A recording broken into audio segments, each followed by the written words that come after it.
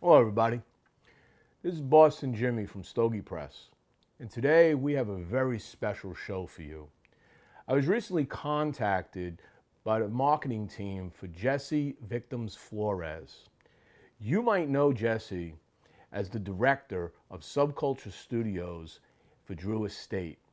Jessi was with Drew Estate for over 20 years and just recently left Drew Estate to go out on his own and sell his custom artwork. So, Jessi, I'd like you to introduce yourself to the audience, and then I have some questions I'd like to ask you on how things are going and a little bit about your life. Hey, Boston Jimmy, thanks for having me here in Stogie Press. Honored that I could have the moment and opportunity to talk about my life and history with Drew Estate. Sorry about the noise. I'm in the tropics, Esteli, Nicaragua. It's rainy season right now. We're in a disclosed uh, remote area of Nicaragua, I sort of say. It's really beautiful. I love this rainy season, and it's great for smoking cigars. And I'm here to be very open and wide to anything that you guys are willing to ask me. And again, I appreciate the time that you guys are taking to see this interview. So, Jessi, tell me a little bit about growing up in Nicaragua. I mean, I don't know if you've always lived there because you speak some incredibly great English compared to my English. So, what can you tell me about your life early on, pre Drew Estate, childhood in Nicaragua? Dude, that's an awesome question. To be honest, man, it brings me back a lot of memories the way I grew up in Miami. I didn't grow up in Nicaragua. That's why the English. I left here in '79 with my family. I think I was 4 years old. We migrated because of the Civil War. Amnesty International gave us an opportunity to live in the States because Nicaragua was during a Civil War, and we couldn't return. So we had some family in LA, from LA. I think we spent at a detention center for Christmas. I think it was 1980. And then we were let go because of Amnesty International caught on to our case, and we were let be in the States to study, work, have American life. So I started from kindergarten to high school. I didn't make it out of high school. I grew up very differently. I was as an American, kid, going to Chuck E. Cheese, going to Walt Disney World, Epcot Center, spring break in Daytona Beach was always something, provocative for me.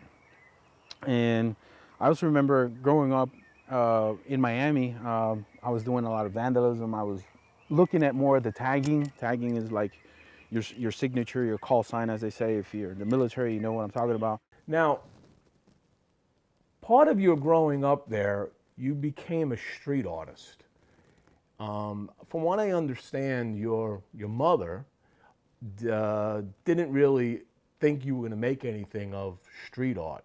And here you are, 20 years later after Drew Estate, you have gotten an award for your art. You've done very well. What got you into doing street art? Well, around that time, it was more of the graffiti movement that got me involved into art. And yeah, my mom was one of the persons that really didn't believe in my artwork. Because every time that I got locked up, she would tell me, you need to stop vandalizing, you need to start doing something with your life. This is not something that's gonna make you money. And next thing you know, doing graffiti in a marketing, branding, cigar industry, turned the whole company around from being just a small company to, and I think a global company in distribution. And I remember every time that she would tell me that, it's like, you're never going to do nothing with this. You need to focus on getting yourself a trade, go to the army, do something. And I really didn't pay attention. Thank God I didn't pay attention. I know I made many mistakes growing up, but the man that I turned out to be in the business side, giving job opportunities, creating jobs, maintaining jobs, sustainable jobs here in Nicaragua, really transformed my mindset into being, okay, from a street punk, a street kid. John used to tell me, oh, you're still a street punk. And now it's like, hey, that's Jessi Flores, the guy from Drew Estate. Even though I don't work there, people still recognize me from that, from local authorities, the mayor of the city, people from around the country. You know, I go everywhere I go. It's like, oh, you're the cigar guy. So it's, you know, it's always going to stick with me as being a cigar guy. But I'm really just an art guy. You know, I really like art, and it's just been an intertwining lifestyle. You know, making art with cigars in the cigar industry. I was getting moved around to high schools and high schools because I was always getting kicked out because I kept vandalizing the boys' bathrooms and the locker rooms and the PE benches. And in one of those changing high schools, I got involved into an art class. And in that art class, Miss Phillips, I'll never forget her because she put me on game on to put my street art to artwork on canvas. And how old were you when you did that? I started around 14 years old, so I've been doing graffiti. I'm 42 right now, and I've been doing graffiti for a very, very long time. Now, you have a street alias called VICTMS. Can you tell me a little bit about how that street name came to be? Boston, that's a good question. It's a heartfelt question. It's something that I took from a friend that used to do graffiti with me. He was part of the crew that I was running with in South Miami. And it's not a legal crew. All we did was just graffiti and vandalism, you know. So we did do some night crime, as they say, but we were having fun. We weren't like destroying, you know, people's property. We looked for abandoned buildings. Like the area around Wynwood for us was just crack houses, empty warehouses.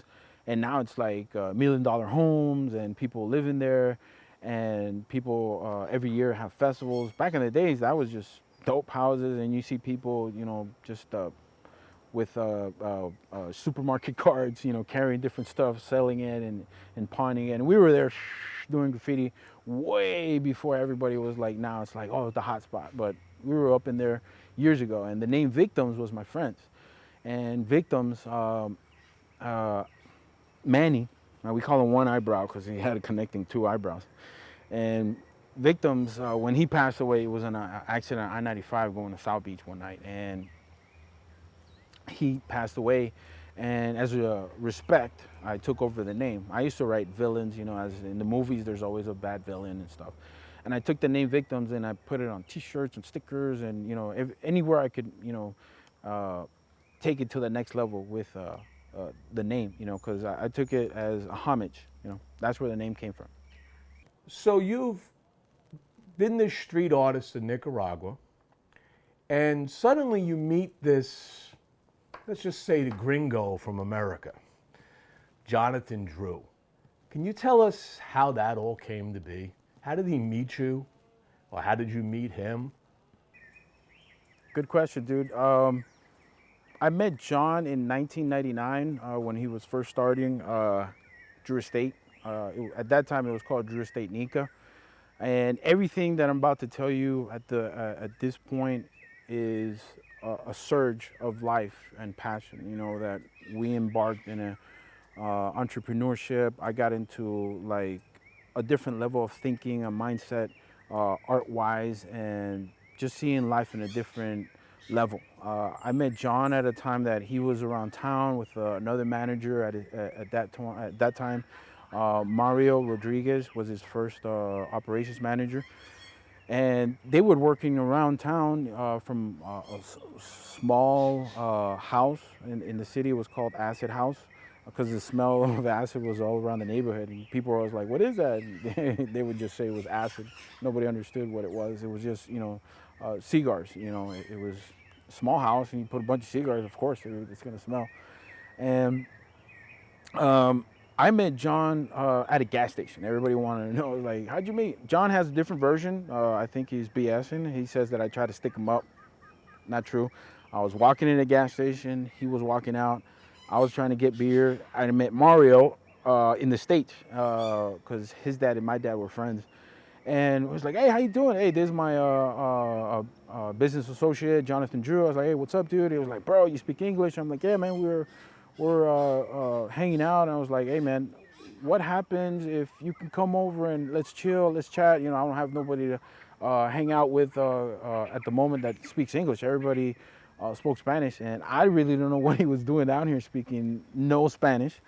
But he had a different vision than everybody else. He was hardworking, and longevity over the years, it pays due, of hard work. And so to speak, I was started hanging out with John, and uh, just became good friends. Wherever he went, for 10 straight years, wherever he went, wherever I went, we would just hang out together. And we get along so well, we were always breaking bread. He was always, like, hey, let's go chill, let's go watch a movie. I was like, yeah, sure, I'll come over. And John was sleeping at this, like, I ain't gonna lie to you, it was like a roach motel, but it's humble beginnings. That's how you know that where you're at, and you always remember where it started. He would always like drop me off over here on this corner. He was like ashamed of where he was staying at, but shit, I didn't have a place to stay either. I was sleeping at my brother's house, and I was sleeping in a little tiny room, with no bathroom. I would have to go outside and take a whiz in the shed, as they say. We're living in a third world country, and next thing you know, I started working for John because my dad was here, and John met my dad, and my dad was like, yo, give my son a job. And I was like, I really don't want to work. And was like, I don't even know what he does. So he took me over one day and to his cigar operations, which at the time was packaging. I think Nick Perdomo at the time was making his cigars, and he was doing all the packaging himself. And I was like, oh, this is really cool. So he had probably like 8 employees, and a closet turned into an air cold unit. He somebody made a hole and put an AC unit in it, and it was very rustic. You were like, wow, this is crazy. I've never seen this before. What are you making? And it was like, these are premium cigars. Unfolding the knowledge, had started. It was like a whole different industry opened up into my eyes and my heart and my mind and my soul. I really never seen, an operation like that, grow so big as, because usually a mom and pops, industry that was like, oh yeah, I gave the recipe to my son, to my granddaughter. Granddad passed away, and it was like, no, this guy came straight from Brooklyn. Business partner Marvin Salmon, what's up, dude? If you're watching this, taking it back to the back in the days, Jonathan came from Brooklyn. He used to be a lawyer, so down here he was doing his thing, is making cigars, and all the time he was like, I need somebody to translate for me. I was like, yeah, sure, I'll translate for you. And I wasn't even on payroll. I was just being a friend and just helping him out. And one day it's like, yo, I need you to take me somewhere to the airport. I remember where it was. And the conversation started. It's like, yo, man, you should show up and I'll pay you, for, due diligence and doing your work. And I was like, all right, sure, I'll show up. Of course, me, I'm an idiot. I never showed up early. I was always showing up late. But that turned over the years. I've become a very responsible and very punctual person. I was doing all the reservations of hotels and, later on. And what can I tell you, dude? It was an experience beyond belief. I seen the company grow from 8 people to 20 to 30 to 40 to 50 to 60 to 100 to 200, 300, 400, 600, 800, 1,000. When Drew Estate Tobacco Company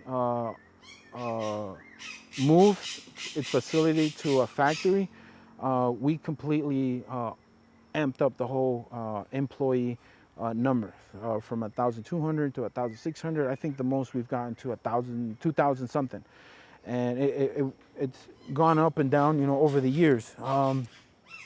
In my case, of Subculture Studios, I think I was running about 50 guys. So, but not all doing the one thing. I had everybody doing different things.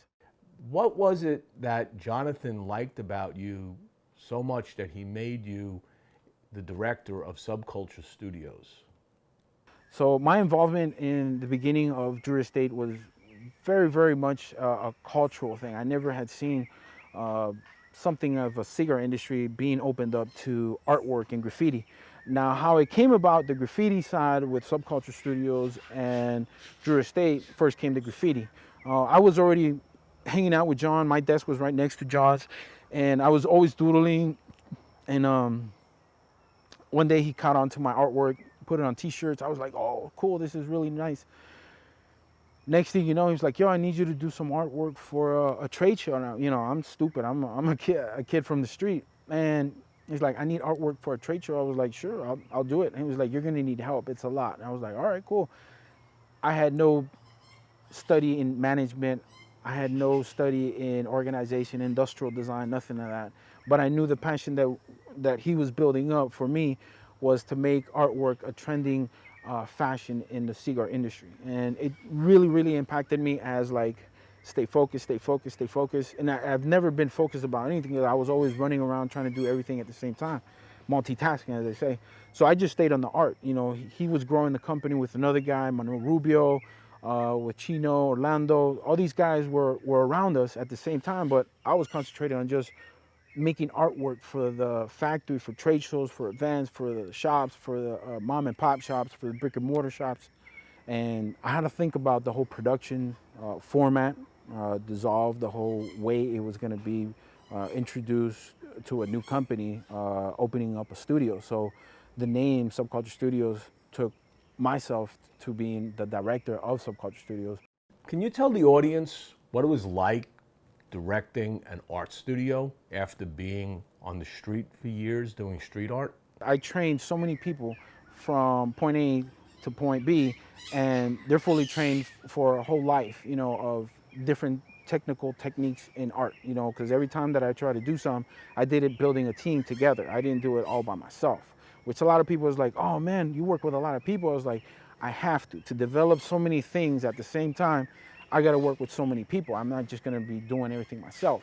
So for the silk screening, I trained 5 guys for like 5 months.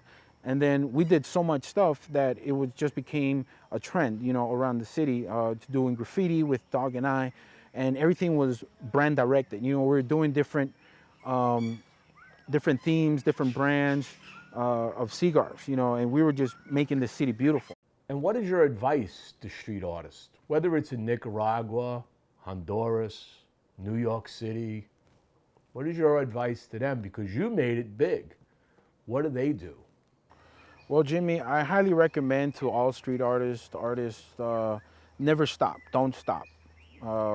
My passion came from JD and seeing Gary and seeing the other fellas, and it was a whole movement of fellas and camaraderie and passion that worked together, long hours, long days, long nights. If you put yourself to think about, oh, what's the cost of this, what's gonna be money-wise, you're in the wrong business. It has to be about passion for anything that you do, because with your painting, acrylic, aerosol, silkscreen, it has to be passionate. It's something that you could build a business out of and grow with it. You know, usually a lot of people are downsized thinking or just short thinking. It was like, oh, next week, next month. We were thinking about years. You know, John was in like another plateau. It was like, yeah, 2-3 years. This crop is going to be for this. In my hand, in my style of hand was each year, each trade show had to be more successful. So each year you have to be more successful. You have to be a growing process of a human being in a mindset that you're going to be willing to do anything at any cost.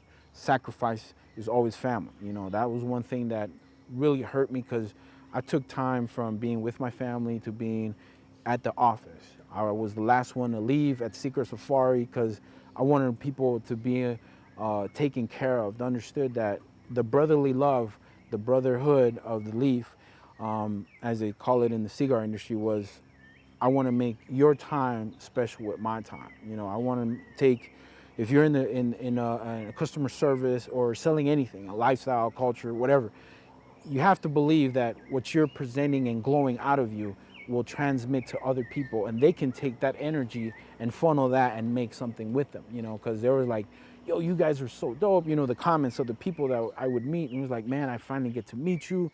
It was something that I had never experienced as a human being. So as the focal point, that's what I'm saying. You know, if you're passion driven, not money driven, monetary it'll come, but you got to be like on the next plateau. You got to be thinking about, okay, for me it was when Pedro Gomez and I started, and John started, and Mariela started Cigar Safari. It was like ready, set, go, go, go, go, gadget, go. It wasn't like, oh yeah, we got to do this again. It was like, nah, we wanted to welcome the next season, be innovative, be creative. Let's do this, let's do that.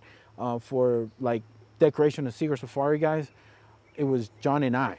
And we bought beds, we bought the nightstands, we had John decorated all the floors, I did the artwork in the inside, decorated with photography.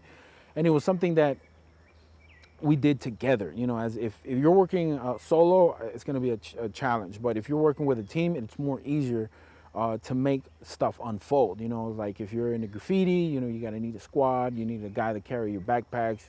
If you're doing a graphic design, you need a guy that does the graphics, another guy do the web design, another guy doing the programming, so the other guy doing a photography of products. So there's a lot of stuff getting involved to do productive time, you know. So there's my few 5 cents to everybody that's out there growing as an individual artist.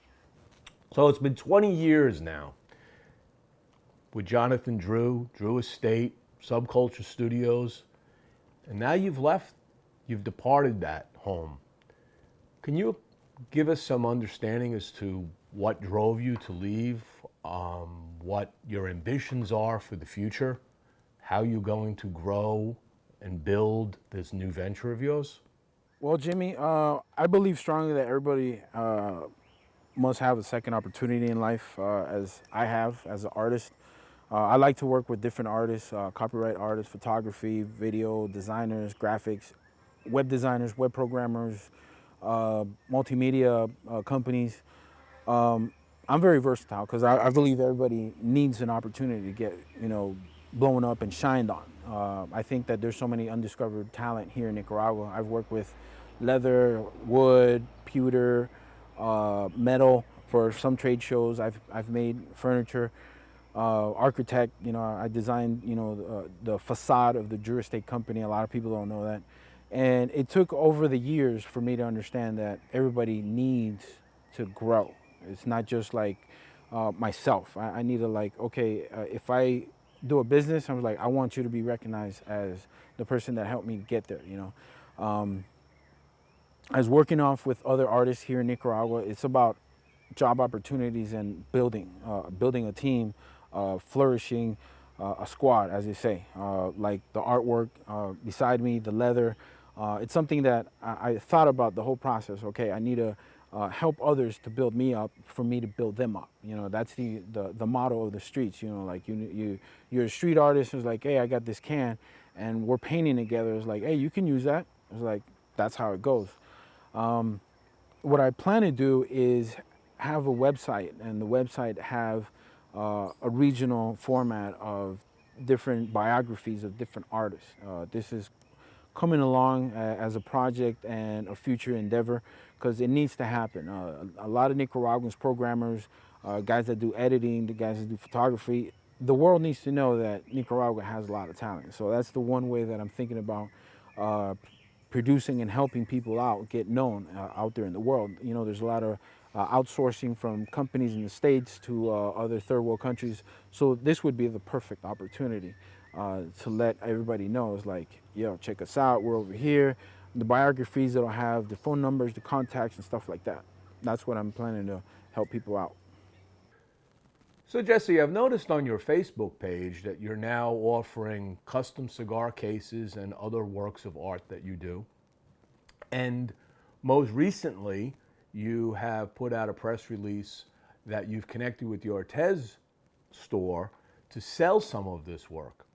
Can you tell a little about the Ortez store and that collaboration beyond what the press release had? Well, Jimmie, on my next venture, I'm doing always, as they say, side hustles. You know, I'm a street kid, so I'm always trying to come up with the next trend, you know. I started making up leather because I'll tell you the story how it came about. I didn't, you know, just one day just woke up and was like, yeah, I got to paint on leather. Christmas always comes. I take very hard to Valentine's, my wife's birthday, anniversaries. I never forget an anniversary with my wife. And Mother's Day and Christmas. Christmas came along and I went to Indira from Ortez store and I asked her, like, hey, can you make me a purse for my wife, personalize it? And she said, yeah, sure, no problem. It's something similar to this purse behind me. But she made it with also matching sandals. She makes these beautiful sandals, leather sandals, handmade. And I took it upon myself and like, hey, I want to make something very cool. I'm going to make something unique and bonding with her. You know, Christmas Day came. She opened her gift and she was like, oh my God, I never expected this. This is so beautiful. I've always wanted something from the Ortez store. And to be honest, it came about as from a gift to an idea, to a concept, to a theory, to a paint. And it just turned out very awesome. Next thing you know, I asked Indeed, I was like, hey, is there a possibility of doing a business venture together in the future? She's like, yeah, sure. I'm open to do collaborations. I'm like, cool. And then the time evolved. You know, I was thinking about, okay, I got to put my resignation in Drew State and I got to do something on the side. Meantime, that I'm developing another side business. So I'm multitasking different businesses at the same time. And I told her, I was like, give me something that I can paint. So she gave me this little pouch and I painted it and it looked really cool. And then, all right, keep going. And then I reached out and started making these cool designs on leather. You know, this is all hand painted. And this is going to Chris Duke in Hawaii, 808. And it's a custom cigar bag, computer / iPad bag for your traveling man. And it also comes with Jessi stickers. Now, what came about as something as an idea became very revolutionized in cigar accessories. So these are hand painted. Put this over here. Show you. See?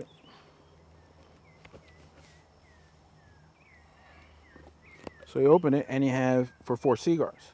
I'm working on one right now that's going to be for the Lancero size, which will be a little bit longer and you have more space to do a detailing and painting. And it comes in different colors, array of colors. This one's very cool. If you want to order, you could go to www.ortezstore.com and make your purchase. Now, with every purchase, you'll have 2 to 3 different I am Jessi Flores sticker.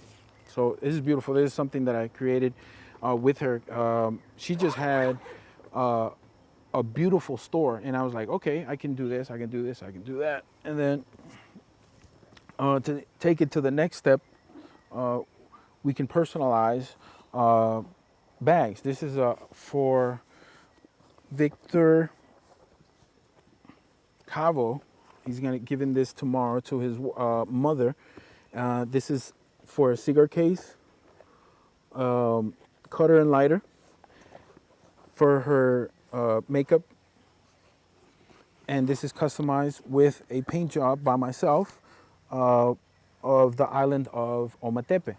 This is a freshwater lake in Nicaragua, and this is the flower of the tobacco plant. So they're in the cigar industry. I was like, this is a beautiful occasion. He reached out to me after he seen a few of the artwork pieces I had done. And something exclusive that I want to show you guys. This is the first time that I'm presenting this. This is one of my newest designs of ashtrays. And it comes with a little leather patch. So while you're focusing on with your friends, you could see the artwork in detail on this. And it's developing. I'm still thinking about making a long patch here and, you know, putting some details on it, or make it on the side. It's very beautiful. I love working with pewter because it's very craftsmanship, you know, as they say. And purse bags that you can get from anywhere. The idea, let me know, DM, PM me, and I can tell you the different artwork that I can make. I can personalize it to somebody's family, a picture, somebody's hobby, somebody's career, a lot of military stuff I've been working on. And this is one of the stuff that's really, show you guys. This was a cigar box turned into a cigar purse to carry your cigars. It's really cool. It comes with a strap. If you want to order one, you could order one on ortezstore.com. Now, with that collaboration, is that an exclusive, or do you have other ways that people might be able to order directly from you or commission you to do artwork? I am sure that there are many Drew Estate fans, especially, that would love to have custom artwork done by Jessi VICTMS Flores. Now, if anybody wants something customized from Jessi Flores, it's just me. You're gonna get 100% of Fat Jessi.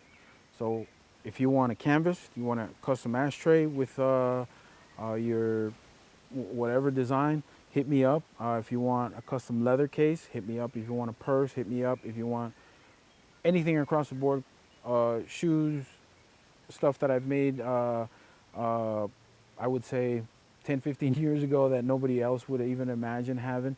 I'm still doing all kinds of creative craftsmanship stuff. So hit me up if you want a canvas through Facebook, Instagram. You can Twitter me. One of the guys reached out to me that wanted a case through Twitter. So I'm all out there. So hit me up. So you did 20 years again with Subculture Studios. Now you're going out independently, building this new company, building this new venture. Where do you see yourself, say, in 5 years from now, maybe 10 years? What do you want to be known for? The next venture of mine is going to be something that I can help out many people, Nicaraguan people, because job opportunities are always open. You know, when you're collaborating, you always need a photographer, you always need a videographer, you need a digital guy, you need a graphic designer, you need this, and it's working in a conjunction with different artists. So whatever I do, I'm gonna have to be involved with a lot of creative minds to reach out and it's like, all right, let's go to this next level, you know, like Ortez Store is like, yo, we should do a collaboration together because the next project is gonna be mind-blowing and you're gonna be part of it. The next project is mind-blowing and you're gonna be part of it. So the same people that I've worked with over the years, I've been reaching out. I was like, listen, this is a opportunity for all of us to grow together, because I believe that everybody deserves to grow, you know, and feed their families and, you know, have responsibilities. You know, a lot of people that I've been working with over the years, they've known me as a brainchild. They're like, yo, whatever you're gonna do, let me know. And it's going across the industry, the cigar industry. A lot of people are reaching out to me. It's like, yo, what are you gonna do? What are you gonna do? I was like, well, I'm keeping my blindfolds on, my window tints up. I'm trying to be very down low, and hopefully when I get it done, I'll let you guys know. So Jessi, being a native Nicaraguan and having lived here in the United States for a while and gone back, you have seen, and your family has seen, many struggles that your native country has gone through. What is it that you want to do through your art and your art venture to help transition people into a better life? As a native Nicaraguan, bro, I see myself helping a lot of people out in my next venture. As living in the United States for so many years, I've seen the American side and, you know, what Nicaragua needs as a way of helping them out. I think jobs are very important here. So I'm trying to reach out to the other side that a lot of people are missed out in the cigar industry. You know, like people that do this, people do that. And I was like, okay, they need to shine. And I've been shining for years. I think it's time to help out others, you know, in a good kind of way, in a positive way. That'll bring forth a good future to everybody. So those are my questions, Jessi. I want to thank you for being so gracious in how you've been answering them. Is there anything that you'd like to add that the Stogie Press followers would like to hear? Hey, Stogie Press, I'm also letting you guys know I'm working on a very, very hot, flaming hot Cheetos type of project. I'm gonna let you guys know exclusively here on Stogie Press. So Jessi, I really appreciate your time today. I appreciate the exclusive interview, first time out of Drew Estate. I'm sure that my readers will really appreciate hearing what you have to say. The Drew Estate followers, I'm sure, are going to reach out to you. They're going to be looking for special Jessi creations, and I hope that this will drive them to you and help them find where you are and be able to order products from you.